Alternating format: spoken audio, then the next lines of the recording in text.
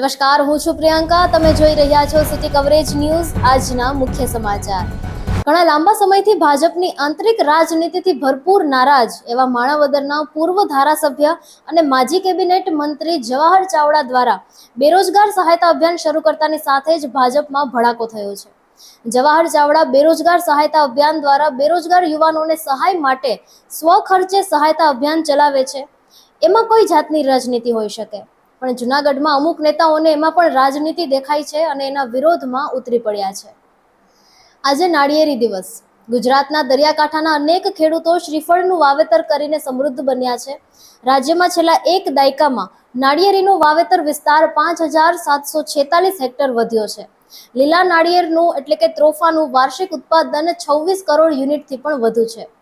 સમગ્ર વિશ્વમાં 2 સપ્ટેમ્બરને નાળિયેરી દિવસ તરીકે ઉજવવામાં આવે છે. નાળિયેરમાં રહેલા ગુણોથી લોકોને જાગૃત કરવા તેમજ રોજગાર સહિત વિવિધ ઉત્પાદનોમાં નાળિયેરના મહત્વને સમજાવવા માટે આ વિશેષ દિવસની ઉજવણી કરવામાં આવે છે. નાળિયેરનું સૌથી વધુ ઉત્પાદન અને તેની નિકાસ કરતા પ્રથમ હરોળના દેશોમાં ભારત મુખ્ય સ્થાન ધરાવે છે.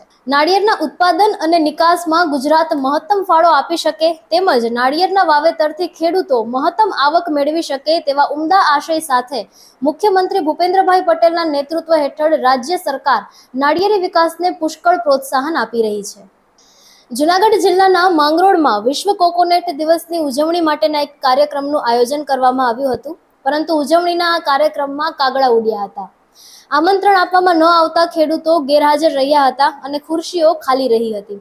દરમિયાન ખેડૂતોને આમંત્રણ ન આપવા મામલે પણ કોકોનટ બોર્ડના અધિકારી અને જિલ્લા વહીવટી તંત્રના ખેતીવાડી ખાતાના અધિકારી વચ્ચે બબાલ થઈ હોવાનું પણ ચર્ચાઈ રહ્યું છે.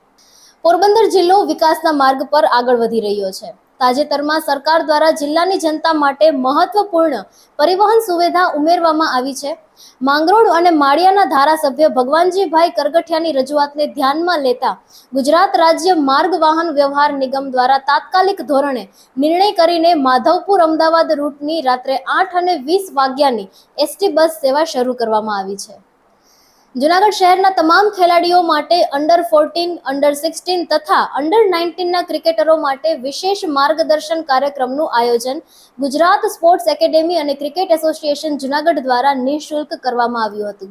આ પ્રસંગે પૂર્વ રણજી ટ્રોફી ખેલાડી તથા વર્તમાન સૌરાષ્ટ્ર ક્રિકેટ એસોસિએશન અંડર 14 ના કોચ મૌલિક થાનકીએ પોતાની કિંમતી હાજરી આપી હતી.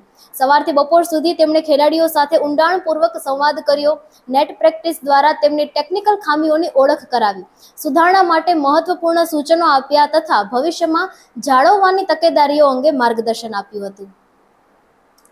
જૂનાગઢની રાજશાખા રાઇફલ ક્લબ ખાતે વાડોકાઈ કરાટે ડો ફેડરેશન ઇન્ડિયા દ્વારા કરાટે બેલ્ટ પરીક્ષાના વિદ્યાર્થીઓ માટે પદવીદાન સમારોહ યોજાયો હતો. કુલ 29 વિદ્યાર્થીઓ ઉત્તીર્ણ થયેલ છે, જે પૈકી જ્યોતિરાદિત્યસિંહ જાડેજાએ 10 વર્ષના અથાગ પરિશ્રમ પછી બ્લેક બેલ્ટની ગૌરવવંતી સિદ્ધિ પ્રાપ્ત કરી છે. વર્ષોની મહેનત પછી પણ શારીરિક અને માનસિક રીતે થકવી નાખતી આ પરીક્ષામાં ખૂબ ઓછા લોકો ઉત્તીર્ણ થઈ શકે છે, ત્યારે કોચ હિરેન ખુટીએ ખેલાડીઓને અભિનંદન આપ્યા હતા. પીએમ મોદીએ પહેલી મેડ ઇન ભારત ચીપનું ઉદ્ઘાટન કર્યું. નામ વિક્રમ રાખ્યું છે. ચોથી સેમિકોન ઇન્ડિયા કોન્ફરન્સની શરૂઆત સાથે વડાપ્રધાન નરેન્દ્ર મોદીએ ભારતના પ્રથમ ચીપ સેટનું અનાવરણ કર્યું છે. નવી દિલ્હીમાં આયોજિત આ કોન્ફરન્સ દરમિયાન કેન્દ્રીય મંત્રી અશ્વિની વૈષ્ણવ અને દિલ્હીના મુખ્યમંત્રી રેખા ગુપ્તા પણ તેમની સાથે હાજર હતા. સિટી કવરેજ ન્યૂઝના ડેઇલી અપડેટ માટે અમારી ચેનલને લાઇક કરો, શેર કરો અને સબસ્ક્રાઇબ કરો. આવતીકાલે મળીશું ફરી નવા સમાચારો સાથે. City coverage news Junagadh.